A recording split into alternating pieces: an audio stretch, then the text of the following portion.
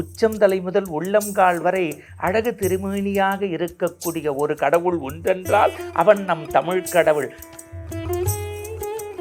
இந்த தைப்பூச நன்னாளில் லட்சோப பேர் வரக்கூடிய மலேசிய மாநகரத்திற்கு உங்கள் கண்முன்னே அழைத்துச் செல்கின்றேன். ஏன் முருகனை இப்படி சொல்கின்றோம்? அவன் தெய்வ சிகாமணி என்று பெயர். சிகை என்றால் தலை. தலைக்கு மேலே ஒரு கடவுளா? தலை சிகை. தலைக்கு மேலே வைக்கக்கூடிய மணிமுடியா? கடவுளுக்கெல்லாம் கடவுளா எங்கள் முருகப்பெருமான்? உண்மைதான், சத்தியம்தான். தொட்டு தொடரும் ஒரு பட்டு பாரம்பரியம். ராஜ்மஹால், மதுரை. சிறுவயது முதற்கொண்டு திருச்செந்தூர் முருகனை நான் தினந்தோறும் வணங்கி வந்தேன். சிறுவயது முதற்கொண்டு திருச்செந்தூர் முருகனை நான் தினந்தோறும் வணங்கி வந்தேன். இருவிழிகள் திறந்துவிடும் பழனி ஆண்டவனை இதயத்தில் வணங்கி வந்தேன். பொறுமனமே பொறு, பொறுமனமே பொறு, அந்த ஆறுமுகத்தின் அருளாலே போயொழியும் துன்பமெல்லாம் பொறுத்தேனே பொறுத்தேனே பொன்பரணி ஆண்டவனே. பொறுமைக்கும் எல்லை உண்டு. ஒருபதிலும் கூறாமல் அரியனுக்கு தராமல் ஓடினால் என்ன செய்ய? ஓடாமல் நடக்கிறேன், தாயாமல் பெறுகிறேன், வழிகாட்டும் உய்யா.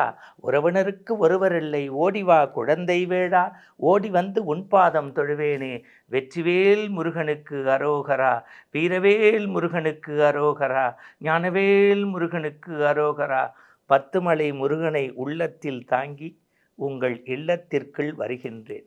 பத்துமலை முருகனை இதயத்தில் தாங்கி உங்கள் உள்ளத்திற்குள் இல்லக்கதவுகளை திறந்து வருகின்றேன்.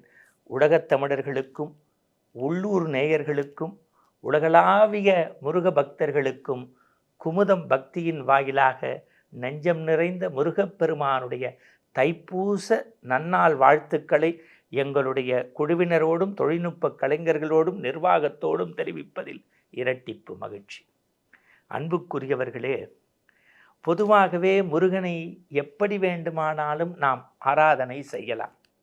வேடிக்கையாக வாரியார் சுவாமிகள் சொல்வார்கள், சில கடவுள் சில்லறை சில்லறையாக அழகாக இருப்பார், சில கடவுள் முகப்பொழிவோடு இருப்பார், சில கடவுள் கையில் அருள்கடாட்சத்தோடு இருப்பார், சில கடவுளின் ஒளிவட்டம் நமக்கு தெரியும்.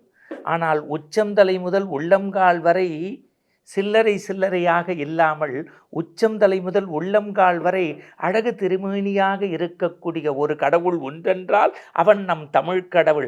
அவன் திருச்செந்தூரில் இருக்கலாம், திருஆவினன்குடியில் இருக்கலாம், சுவாமிமலையில் இருக்கலாம், பழனியில் இருக்கலாம், இன்னும் சொல்லப்போனால் மலேசியாவினுடைய பத்துமலை முருகனாகவும் இருக்கலாம். ஆனால் அவனுக்கு பேரே அழகு கடவுள். ஏன் முருகன் மட்டும் அழகானவன்? அவன் இருப்பிடம் இயற்கை சூழ்ந்த மழை அல்லவா, அது அழகுதானே. அவனுடைய வாகனம் என்ன? தோகை விரித்து ஆடக்கூடிய மயில், அழகுக்கு அழகு சேர்க்கிறதே. அவனுடைய கொடி அது சேவற்கொடி. இப்படி முழுவதும் அழகாக இருக்கக்கூடிய எம்பெருமான், எல்லாம் வல்ல குன்றிருக்கும் இடமெல்லாம் குமரன் இருக்கும் இடம் என்று சொல்லக்கூடிய கந்தவேல் கடவுள். அவனை நினைத்தாலே நம்முடைய துன்பமெல்லாம் பனித்துளி போல உருண்டு ஓடக்கூடிய ஆற்றலை பெற்ற தமிழ்க்கடவுள் முருகப்பெருமானை சிக்கன பற்றி தைப்பூச நன்னாள் பெருமைகளோடு உங்களை சந்திப்பதில் மகிழ்ச்சி அடைகின்றேன். அறுவடை வீட்டினுடைய பெருமைகளை நாம் பலமுறை கேட்டிருக்கிறோம்.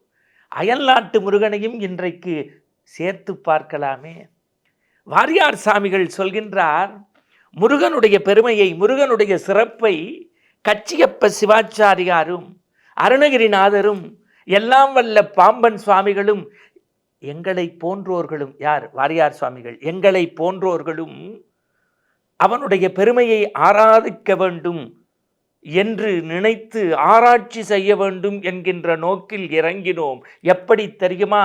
கடலினுடைய ஆழத்தை உப்பு பொம்மை அளக்க நினைத்து, கடலினுடைய ஆழத்தை உப்பு பொம்மை அளக்க நினைத்து கடலிலேயே கரைந்து விடுவதைப் போல முருகனுடைய பெருமையை, முருகனுடைய சிறப்பை, முருகனுடைய மேன்மையை ஆராதனை செய்து ஒரு ஆராய்ச்சி செய்ய வேண்டும் என்று புறப்பட்ட கச்சியப்பரும் அருணகிரிநாதரும் பாம்பன் சுவாமிகளும் வாரியார் சாமிகளும் உப்பு பொம்மையை கரைப்பதைப் போல முருகனோடு கரைந்து விட்டார்கள். முருகா என்கின்ற சொல்லுக்கு இனிமை உண்டா? கீவாஜா எழுதுறார், அந்த காலத்தில் கிணறு இருக்கும், கிணத்துல பாத்திரம் தவறி கீழே விழுந்துரும். அந்த பாத்திரத்தை எடுக்கிறதுக்கு எப்படின்னா பாதாள கரண்டின்னு ஒன்று வச்சுருப்பாங்க, கம்பி கம்பியாக இருக்கும். பாதாள கரண்டியை விட்டால் பாத்திரம் மாட்டிக்கொள்வதைப் போல நாம் பரமபதம் வீடு பேறு அடைய வேண்டுமென்றால் கந்தவேல் கடவுள் முருகப்பெருமானுடைய பாதத்தை சிக்கன பற்றி கொள்வதற்கான பாதாள கரண்டிக்கான வார்த்தை வேலுண்டு வினை இல்லை மயிலுண்டு பயமில்லை கந்தா கடம்பா கதிர்வதி வேளா. அந்த முருகப்பெருமானுடைய பெருமையை கந்தசஷ்டி சிறப்புத்தான், சூரசம்காரம் மேன்மைதான். இன்னும் சொல்ல போனால் பங்குனி உத்திரத்தில் பல வண்ணத்தில் காட்சி தருகின்றவன் தான். ஆனால் தைப்பூசம் முருகனுக்கே உகந்த பண்டிகை அல்லவா? அந்த தைப்பூச நன்னாளில் லட்சோப பேர் வரக்கூடிய மலேசிய மாநகரத்திற்கு உங்கள் கண்முன்னே அழைத்துச் செல்கின்றேன். தென்றலும் தேனும் சுவைமிகு களிரும் காணாரும் ஓங்கி வளர்ந்த மரமும் சந்தனத்தருவும் கடல் முத்தும் கட்டி தங்கமும் வீட்டிற்கு ஆவணங்களும் வேட்டைக்கு வேங்கையினும் நிறைந்த அந்த 10 மலை முருகன் ஆலயத்தில் கம்பீரமாக இருக்கக்கூடிய முருகனை பார்ப்பதற்கு 2 கண்கள் பத்தாது. அந்த முருகனை நாம் எப்படி சேவிக்க வேண்டும்? பழனி அழகுதான், பழமுதிர்ச்சோலை அழகுதான், சுவாமிமலை சிறப்புத்தான், திருப்பரங்குன்றம் மகிழ்ச்சியோ மகிழ்ச்சித்தான். ஆனால் 10 மலை முருகனுக்கென்று ஒரு பாரம்பரியமும் இருக்கிறது. ஏன் முருகனை இப்படி சொல்கின்றோம்? அவன் தெய்வ சிகாமணி என்று பெயர். சிகை என்றால் தலை, தலைக்கு மேலே ஒரு கடவுளா? தலை சிகை, தலைக்கு மேலே வைக்கக்கூடிய மணிமுடியா? கடவுளுக்கெல்லாம் கடவுளா எங்கள் முருகப்பெருமான்? உண்மைதான், சத்தியம்தான். அப்படித்தான் கச்சியப்பரும் அருணகிரிநாதரும் 6666 பாடல் தந்த பாம்பன் சாமிகளும் பதிவு செய்கின்றார். எப்படி?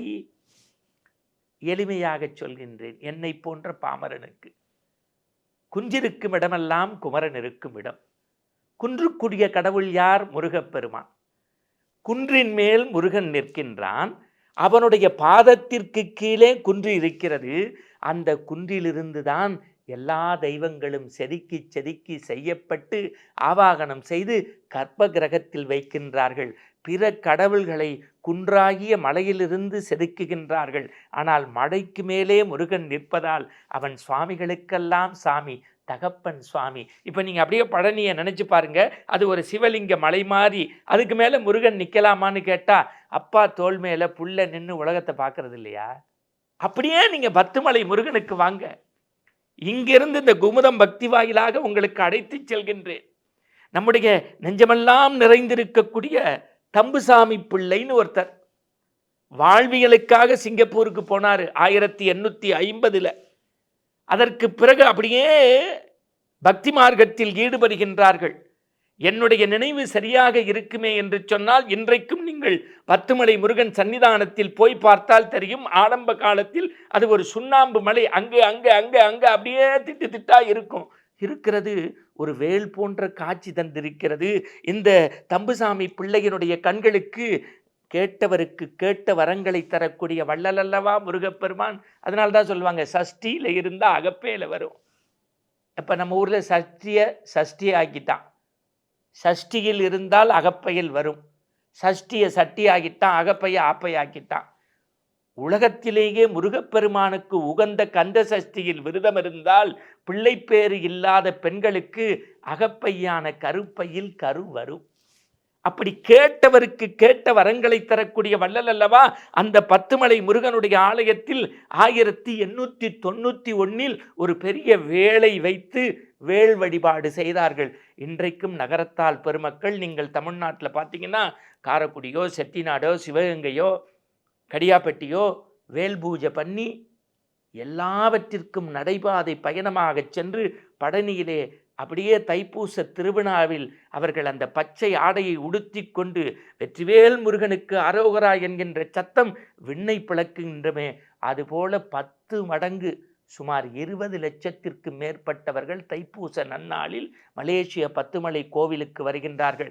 இந்த தைப்பூசம் அங்கே எந்த ஆண்டு தொடங்கப்பட்டது என்றால் என் நினைவு சரியாக இருக்குமே என்றால் வரலாற்று உண்மைப்படி 1892 தம்புசாமி பிள்ளையினால் தொடக்கப்பட்ட அந்த ஆலயத்தில் சிறப்பு என்ன என்றால் 2006 சுமார் 40 அடி உயரமுள்ள அப்படியே கேட்டவருக்கு கேட்ட வரங்களை தரக்கூடிய சர்வ வல்லமை படைத்த தந்தைக்கே பாடம் சொன்ன அப்பனுக்கு பாடம் சொன்ன சுப்பன் அழகு கடவுள் முருகப்பெருமான் அப்படி செம்மாந்து நிற்கிறான். பல அடி உயரமுள்ள அற்புதமான வேல். இதையெல்லாம் செய்தது யாருன்னா தமிழகத்தைச் சேர்ந்த திருவாரூரைச் சேர்ந்த சிற்பி தியாகராஜன் என்பவருடைய கைவண்ணத்தில் உருவான அந்த முருகப்பெருமானுக்கு தைப்பூச நன்னாளில் பால்காவடி, பன்னீர் காவடி, புஷ்பக்காவடி என்று எடுத்துக்கொண்டு போய் அந்த கந்தவேல் கடவுளை சிக்கன பற்றி கொண்டு காதலாகி கண்ணீர் மல்கி கசிந்துருகி முருகா உன்னுடைய பாதமே கதி என்று அபிஷேகம் செய்கின்ற போது அவர்களுடைய இதயத்தில் ஒரு பட்டாம்பூச்சி பறக்கிறதே, அதை அனுபவித்தால்தான் உணர முடியும். கந்தசஷ்டியினுடைய பெருமையை கேட்பது வேறு, சூரசம்ஹாரத்தை பார்ப்பது என்பது வேறு. பழனி முருகனினுடைய பெருமையை கேட்பது என்பது வேறு, பஞ்சாமிர்த அபிஷேகத்தை பார்ப்பது என்பது வேறு. தங்கரகத்தில் அவன் பவனி வருகின்ற போது இருவழிகளில் பார்த்து அரோகரா என்று சொல்கின்ற போது அந்த முருகன் நம்மோடு பேசுவான். திருச்செந்தூரில் 12 இலைகள், ஏன் முருகப்பெருமானுக்கு 6 முகம் 12 கை, அந்த விபூதியை வாங்கி ஆதிசங்கர பகவத்பாதா பாடிய சண்முக புஜங்கத்தை சொல்லி திருநீர் பூசி வாயில போட்டால் நோயெல்லாம் பறந்து போகும். என் நண்பர்களே, இந்த பழனியில் தைப்பூசத்தில் நடந்த ஒரு செய்தியை சொல்லி 10 மலை முருகனோடு நிறைவு செய்கிறேன்.